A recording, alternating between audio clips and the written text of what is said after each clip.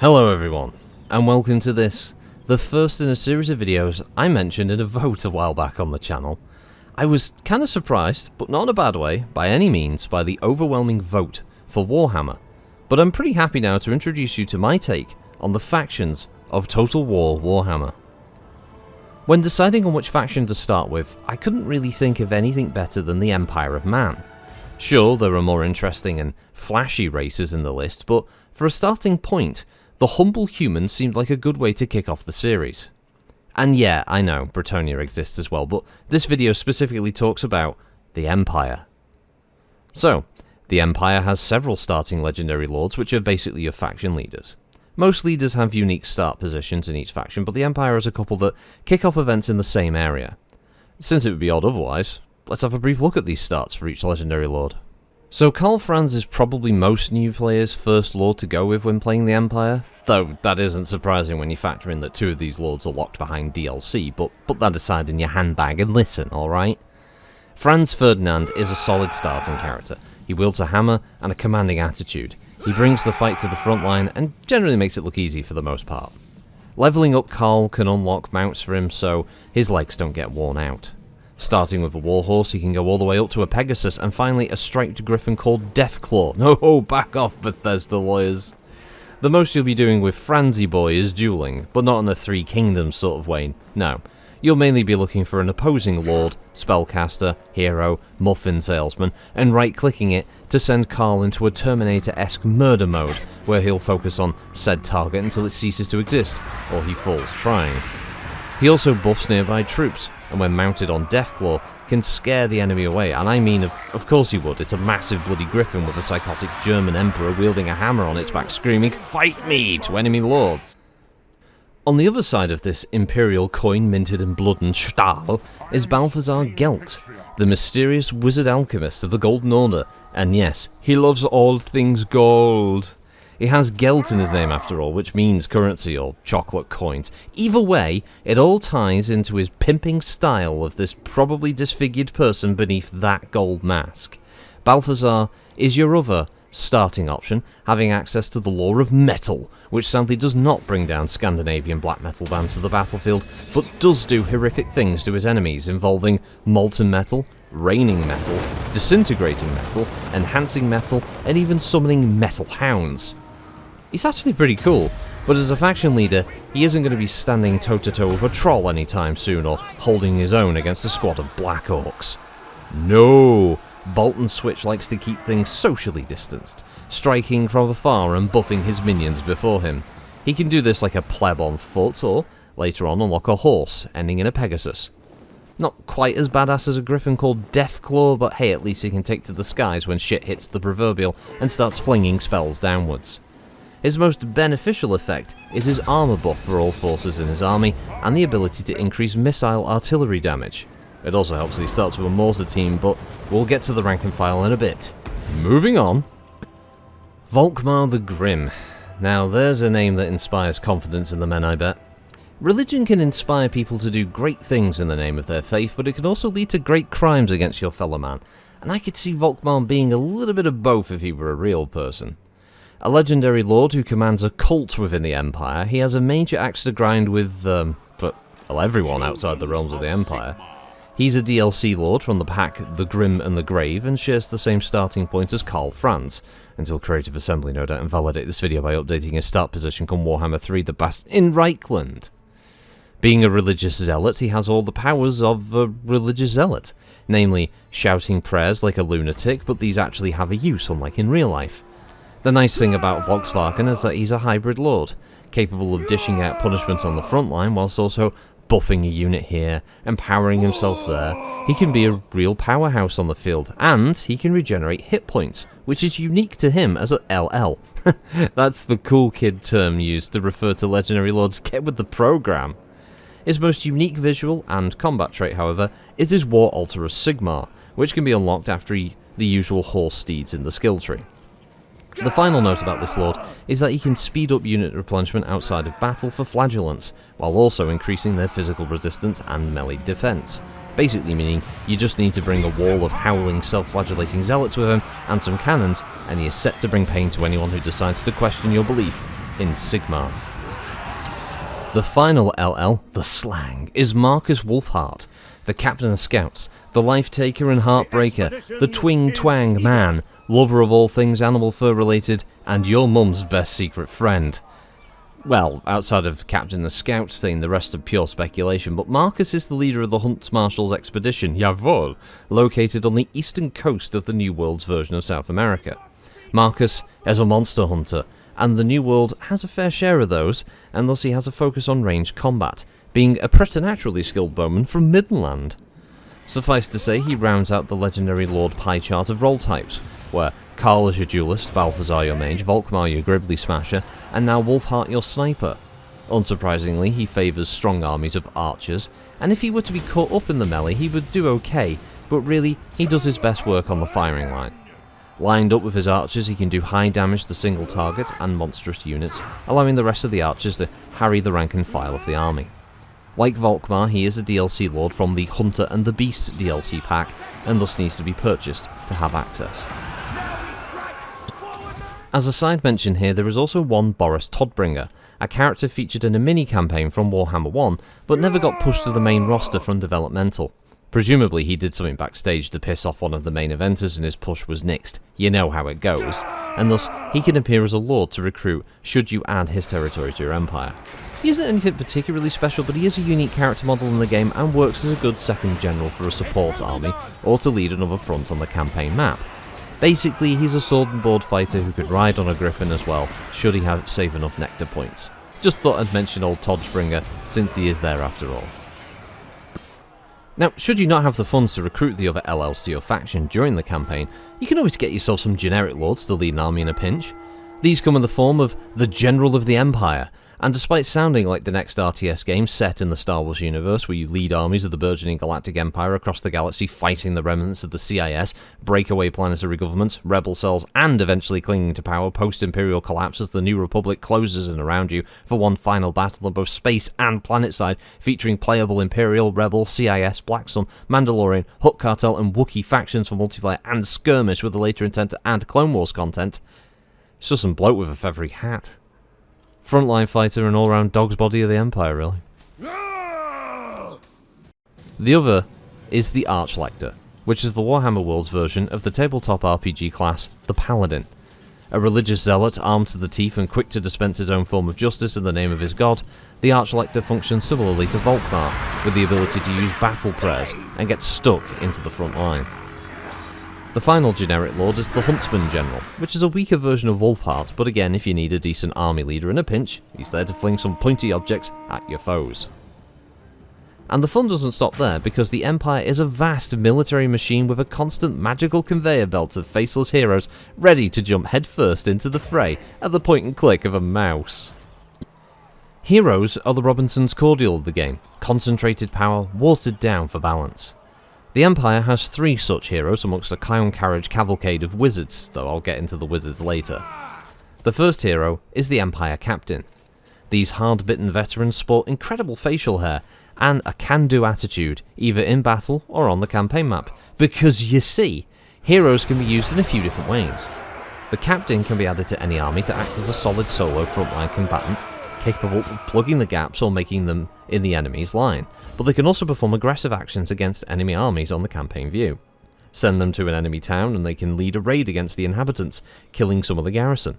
Tell him to assault units of an enemy army to kill a few of the troops to soften them up before a major battle, or even to wound an opposing hero you spot milling around your territory. When attached to your own army, they can slowly increase your army experience gain out of combat as well. The Witch Hunter foregoes the same level of impressive facial hair for the +1 pointy hat of heresy detection. Witch Hunters are keen to spot a heretic, and when they do, they can cause a hex on their chosen target and kill them quickly in one-on-one combat. Basically, the Witch Hunters do less heresy uprooting and more sneaky stabbing, as a gobbo would say. Witch Hunters work similar to Karl Franz in that they can take down a single enemy quickly, and out of combat, they have the highest chance of assassinating enemy heroes on the campaign map. Presumably they accuse enemy heroes of being fans of Fortnite and the populace rise up and burn them at the stake, pronto tonto.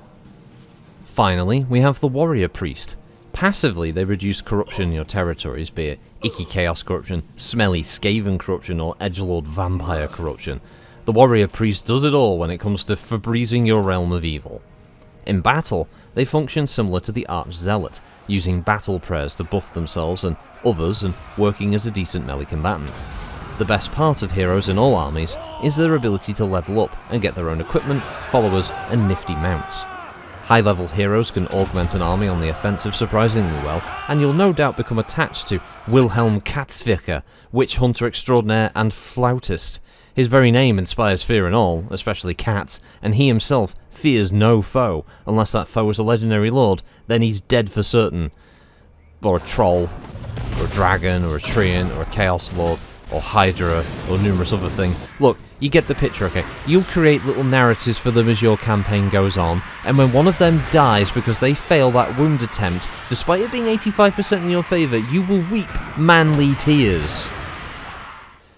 Now, I almost forgot about the tag team hero duo of Gotrek and Felix. They were added for free via Total War Access and are accessible through a quest on the campaign and for all Empire factions in multiplayer or custom battles. Gotrek is a fearsome dwarf slayer, voiced by the legendary Brian Blessed. He is unbreakable in combat, and his attacks count as armor piercing, alongside him also being a melee expert, having major advantages in the scrum against most units, and some heroes and lords.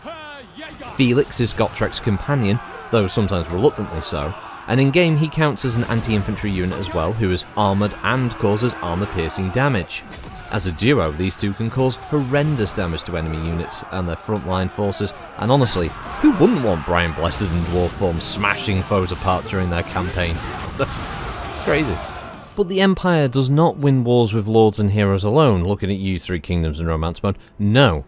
The Empire relies on the bravery and easily replaced men of the rank-and-file infantry, artillery, cavalry and archers of the many city-states of man. Let's have a look, shall we?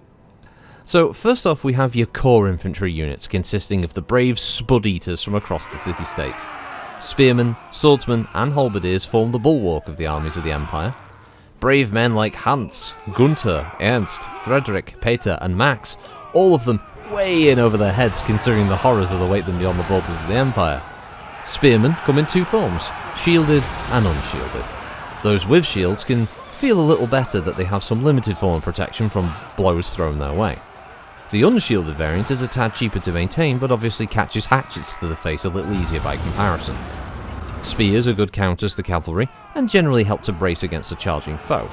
Outside of that, they have no special features, which is befitting a basic infantry unit. Swordsmen are your traditional frontline combatants, armed with a sword of questionable quality, a shield of dubious protection, and armour that smells like it was worn by a previous owner. They can absorb losses and inflict them in equal measure. Though they lack the ability to counter cavalry charges or deal with larger foes, they are cheap, numerous, and easily replaced should they die or flee the field. Supported correctly, they're a key tool to any strategy for the Empire. Used poorly, and you will feel the sting of defeat. Finally, the halberdier rounds out the basic infantry. These poor bastards have a very unenviable task in the form of anti-large duty. Though they can fight just as well against other bog-standard infantry across the entire old world, when something big, frightening, and more often than not extremely deadly turns up on the front line, it's the halberdier's job to deal with it until something better suited can be brought to bear.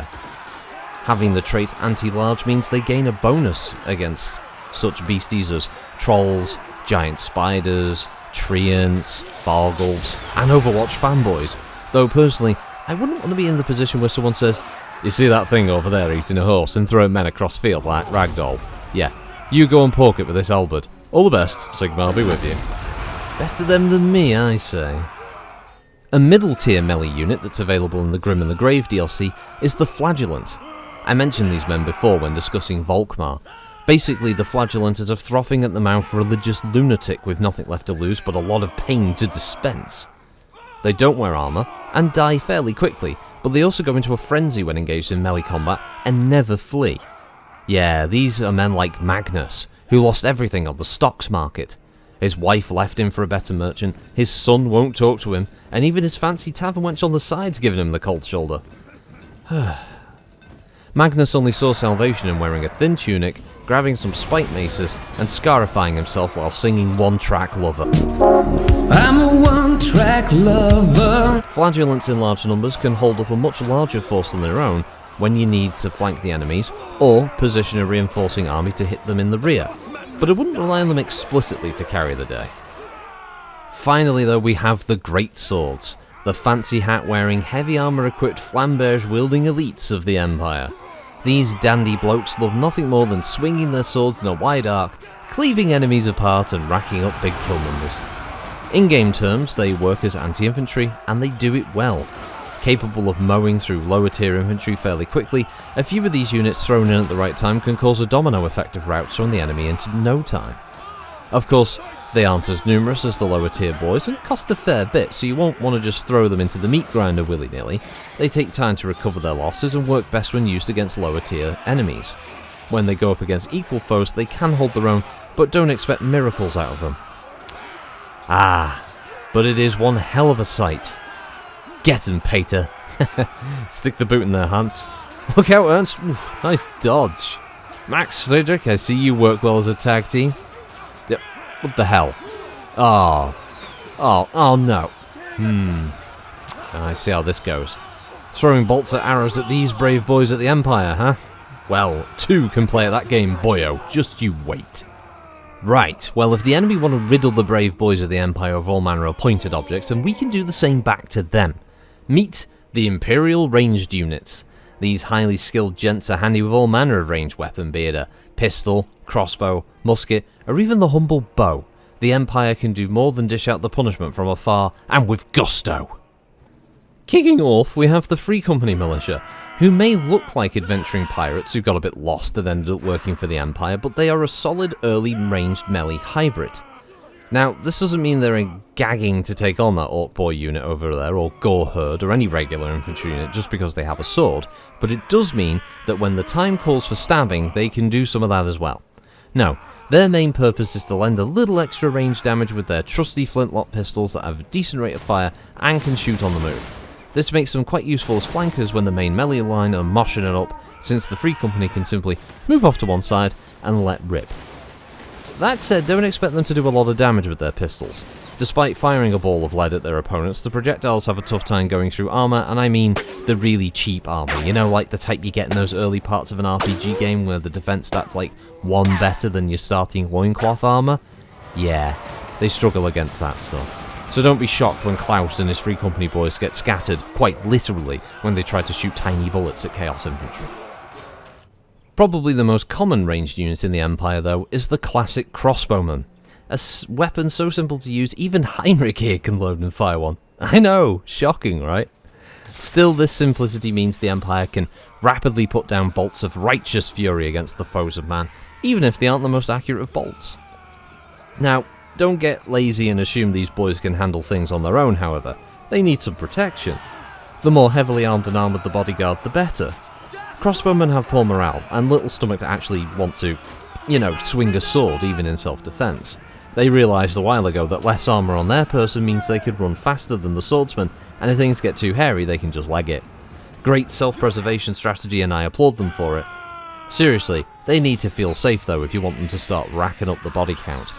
Plonking some melee units in front and to their sides means they can do their job with little interference, and honestly, Heinrich will appreciate you for it. But now we go to the truly elite of the ranged units of the Empire, the handgunners. Wielding early forms of musket, these rank-and-file shooters can topple entire units of heavy infantry in a few short volleys. You see, they get that all-important armour-piercing missile effect, which means, unlike the Free Company's pea shooters over there, these bullets punch through armour like a punchy thing does. Shut up. Obviously, these elite troopers cost a pretty penny to recruit and maintain and have a slower rate of fire than the other ranged units here, but damn it, they get results. When used against the most deadly looking in the enemy army, they can thin the herd and ensure that that armoured fist that they were relying on so much becomes a velour glove instead, all soft and comfortable, rather than hard and pointy. Like any other missile unit though, they need cover to do their work, and can have the unfortunate side effect of shooting or trying to shoot through friendlies if you place them in the wrong spot. You see, the arcing properties of bullets are somewhat problematic, so you need to risk having gaps in the line for them to shoot through, or have them on a raised area to provide fire over your line. Trust me, you don't want to let them be firing into the back of Will when he's the guy holding the sword and shield blocking your line of sight, and stopping that marauding horde of wood elves you pissed off 3 turns ago. Now, the final 2 ranged units of the Empire are DLC related and old school. Archers and Huntsmen. Both are from Wolfheart's Hunter and the Beast DLC, but they're still useful in their own right. Despite the simplicity of the mass-produced crossbow allowing the Empire to arm any old moron from the street, yes, even you, Dietrich, the art of the bow hasn't been lost to the men of the Empire. Though it requires more practice to use effectively, the archer can be very deadly. Archers have the advantage that they fire much quicker than crossbows and have the ability to move in loose formation, so they don't get hit as often by any return fire. Volume of fire means they can do just as much damage as crossbowmen, even with the lower accuracy, and when concentrated on a single unit, can very quickly burn them down. Truly skilled archers become huntsmen. Like rangers of the old world, these men are your best bet in the mid-game for taking down large foes at range. Capable of firing on the move, hiding in any terrain, don't ask how they do it, and counters anti-large, they earn their reputation easily. One of the best units for taking down fast, light-moving cavalry, these swaggering cocks are well worth the investment, but do need to be protected because for all their style, they still fold faster than Superman on Laundry Day, and yes, that is one old joke, I'm still using it and Marvel's better anyway. Now with the missile units explained, let's have a look at how our men of the Empire are doing on the front line with some range support. Ah yes, marvellous, just look at that firing line, so majestic, so resplendent, so crushed under the weight of that cavalry chop. Wait. Oh yeah, cavalry. Yeah, should have remembered that one. Alright people, let's go back to the drawing board. Time to show these foes of man what real cavalry look like. The Empire is no slouch when it comes to cavalry. I mean, they have to compete with Bretonia every year in the Ye Olde Grand National and the Prettiest Horseman competition, so it makes sense that they have some pretty effective mounted infantry. The Empire have 2 sides to their cavalry. The heavier cav are your most common, with the earliest unit being the Empire Knights, but your lighter cavalry are all missile based. Let's have a look at the cavalry who prefer to get up close and personal first. First on the list then, the not totally generic sounding Empire Knights. This armoured and shielded cavalry unit are the most common type found within the numerous city-states of the Empire, and work in a pretty straightforward fashion. You aim them at the intended target, and then charge. Once they finish trampling their target, you tell them to run back and then do it all again. Empire Knights are referred to as shock cavalry in that they don't fight well in melee, tending to find themselves mobbed by rather angry infantry who just got rammed by some heavily armoured Germanic horsemen and want to chat via pointy thing being inserted into Empire Knight rectum. As such, you need to micromanage these lot or else you risk losing them in the chaos. Now, this isn't to say Siegfried is a massive brain dullard who can't figure out that he needs not to stand there and be beaten to death by a Norse marauder, but he needs a little coaching from you to reset for another run.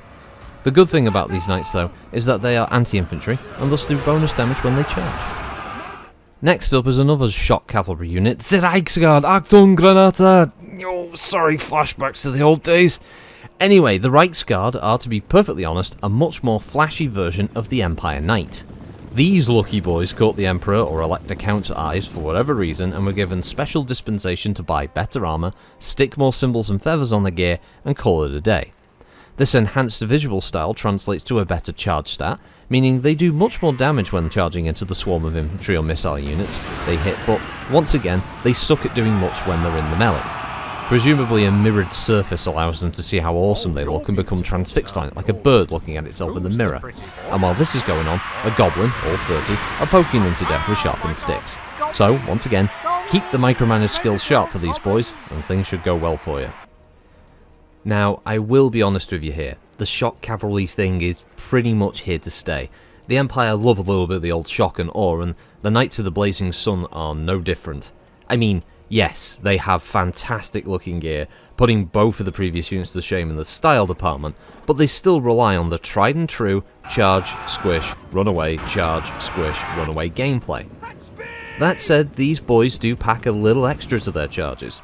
The name isn't just for flavour, no, they actually do fire damage when they hit, which is very effective against any enemy weak to fire, treants, trolls, or any enemy that regenerates health really. and they have magic resistance. It is highly recommended you use these resplendent equine lovers against high priority targets to put the hurt on quickly. Enemy spellcasters will struggle to damage them as often due to their magic resistance, and their tough as nails units will see their numbers reduced quickly after a charge from the old blazing squad. The same downsides do apply here, but with a much bigger price tag if you do lose them in battle. They aren't cheap, but the cost can be reduced if you own the chapter house building in the Talabheim province, otherwise their cost can be substantial. Still, these are some pretty effective magic resistant cavalry. To finish off the melee cav units, we have my personal pick, the Demigryph Knights. These are truly the elite of the Imperial Mounted Infantry and have awesome, monstrous steeds that are friggin' brutal in combat. Though classed as a shock cavalry unit, the Demigryph is a powerful beast that can tear through armour like a hot knife through chaos butter armour. Honestly, in a straight up fight 1-on-1, these are most likely to win. Their charge combined with the staying power of the mount alone can quickly drop Chaos Warriors and then do it all again with relatively few casualties incurred. I don't blame them really. I wouldn't want to be charged by a large pissed off bird creature with a blood-curdling screaming German on its back shouting "Kampf mit mir!" Demigryph Knights come in two distinct flavours of Angry Bird. The standard is your anti-infantry, while the other is your halberd equipped anti-large. Now, there's something of a debate going on as to which is more preferable to take out of the two, but essentially they both boil down to being really good at killing stuff with your Angry Bird. The rider on the back is just leeching the XP off the creature's hard work, honestly. Not surprising is that these units are armour piercing and cause fear. I struggle to think of anything really negative about these units. Maybe the cost? But at that late stage of the campaign you should be rolling in cash, so yeah, nothing bad to be honest. So we've covered ourselves in the trampled entrails of our foes of the melee cavalry units, so now let's turn our attention to the mounted shooters of the Empire. Kicking off with the Pistoliers. These rootin'-tootin' gun-shootin' highfalutin riders of the Empire dual-wield flintlock pistols and are amazing at harassing everything they see. Capable of firing on the move and armour piercing, they can very quickly get around the flanks or the rear of tougher infantry or artillery and begin murder by numbers at range. This puts the enemy into stalls of thought.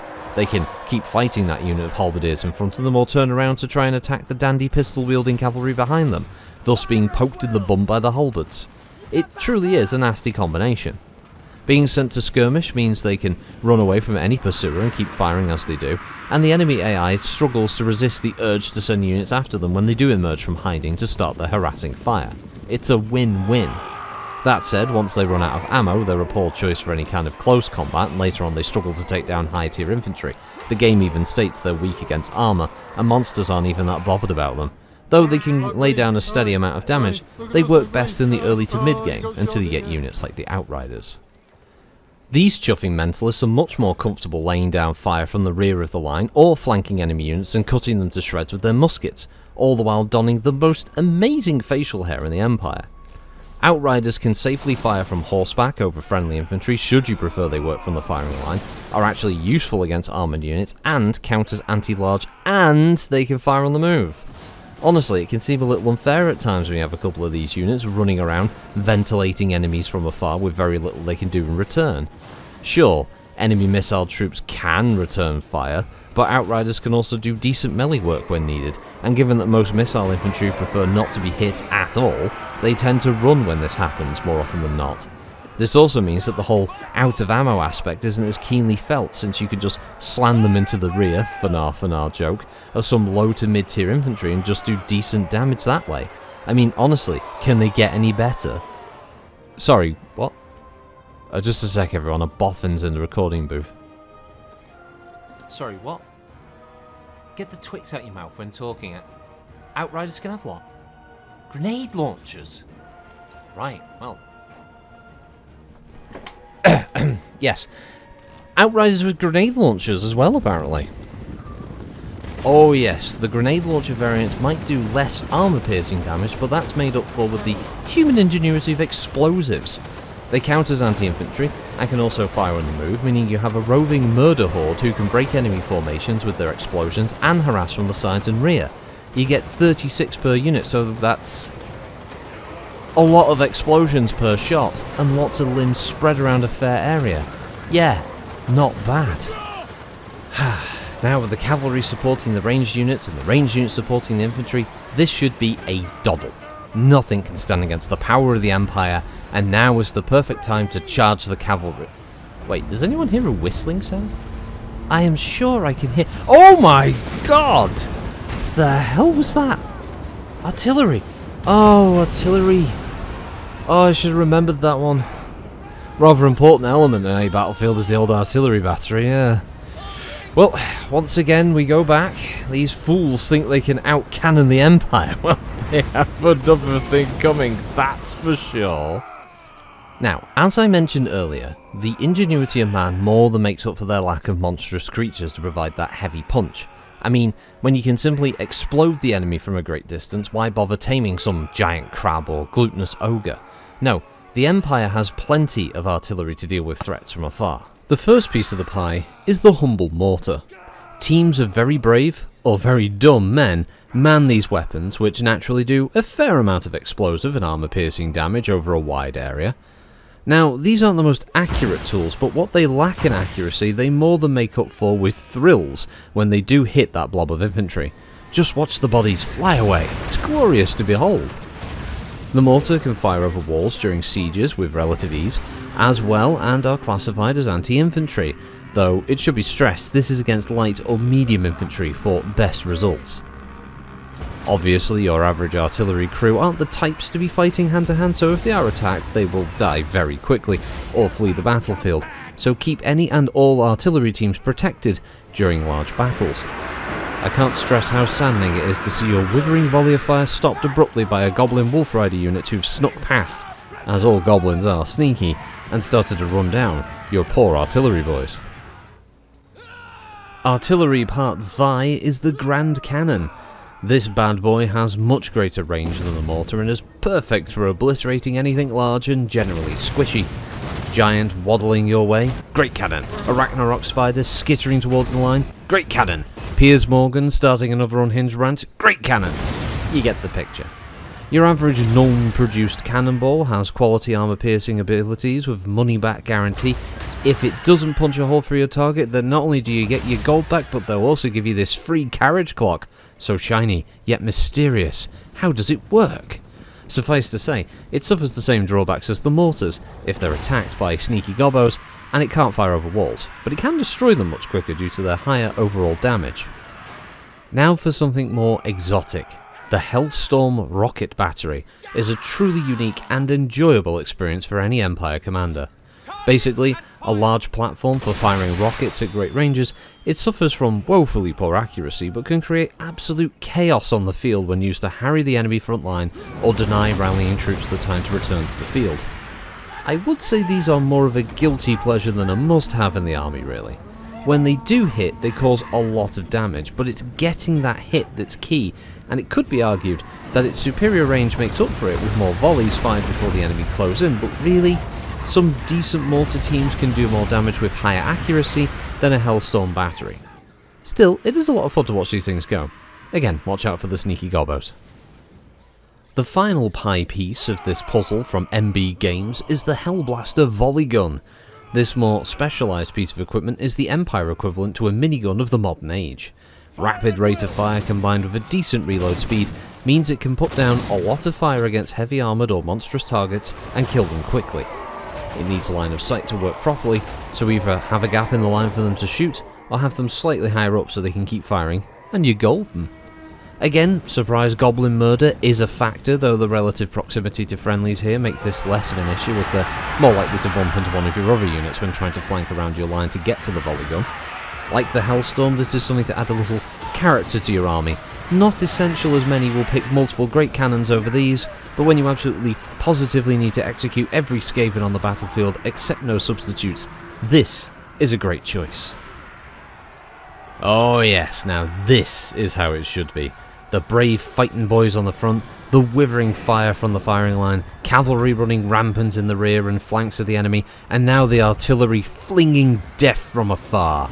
Oh yes, the fighting men of the Empire appreciate the support from the artillery corps, given how much of their time is spent fighting terrifying monsters for a living.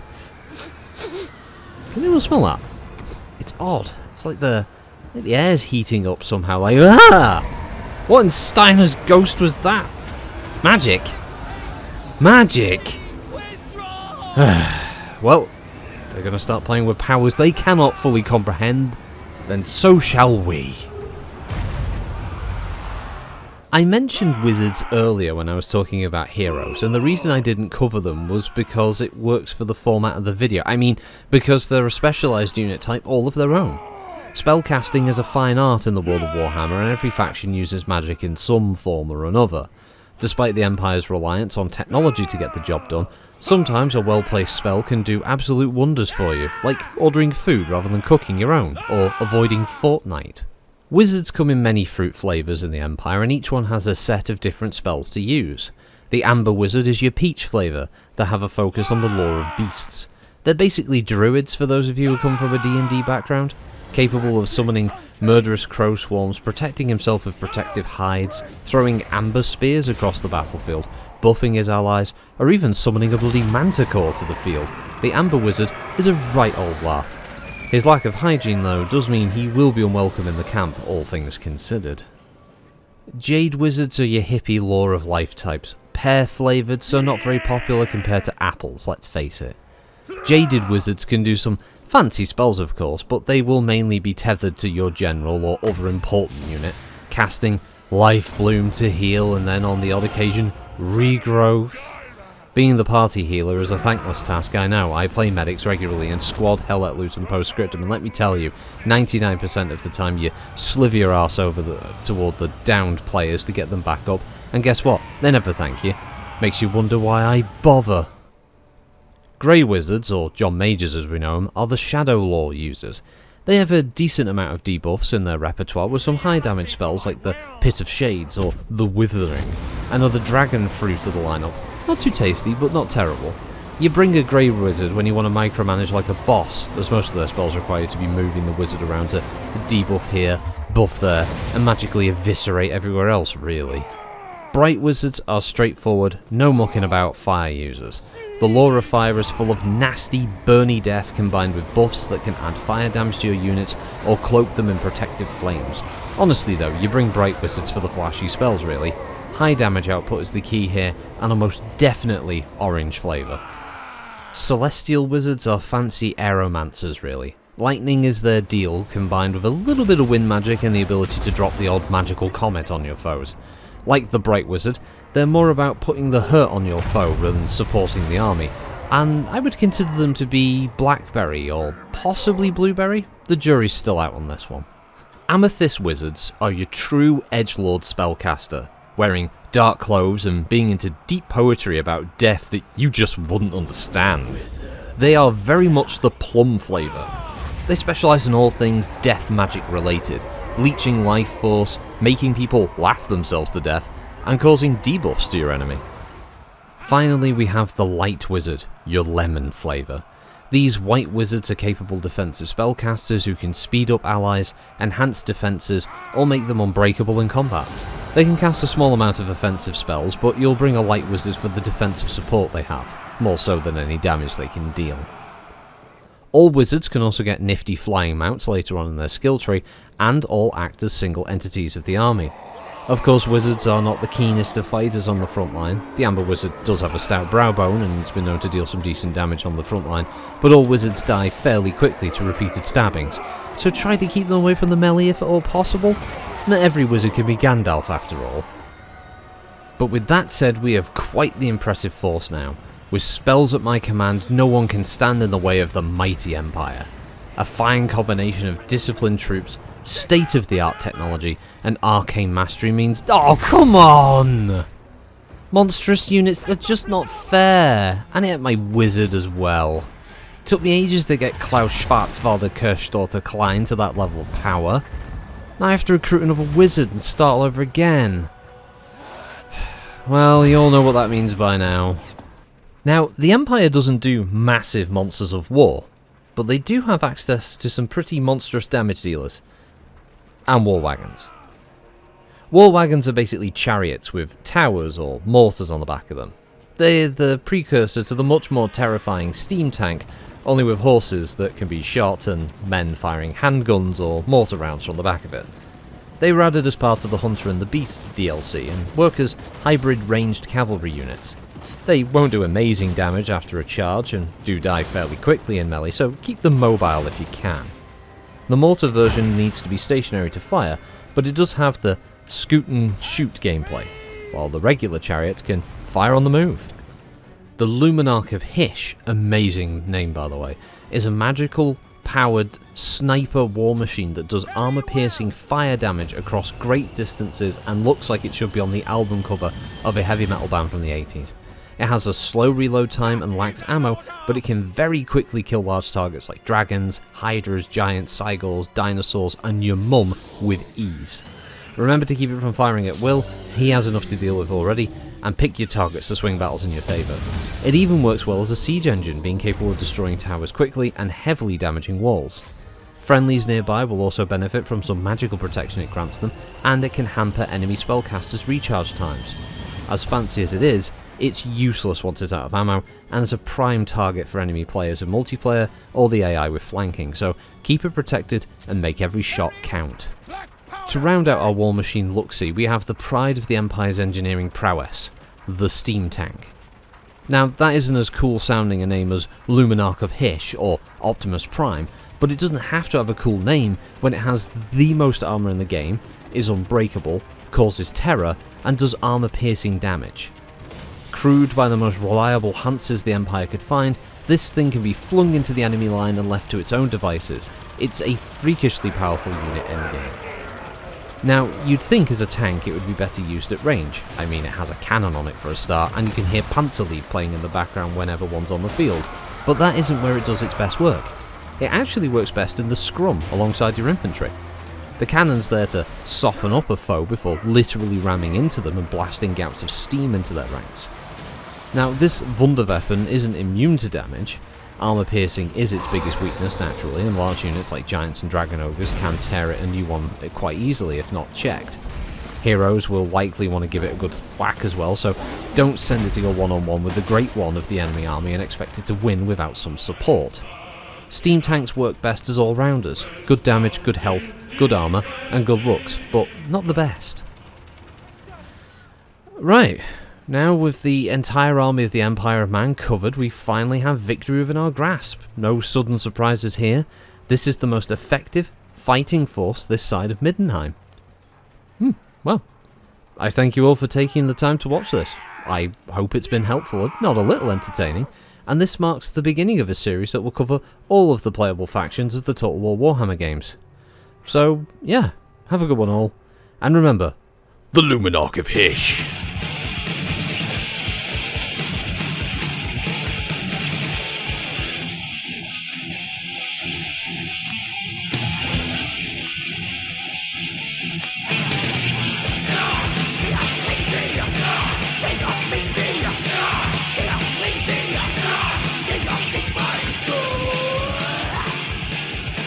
Go.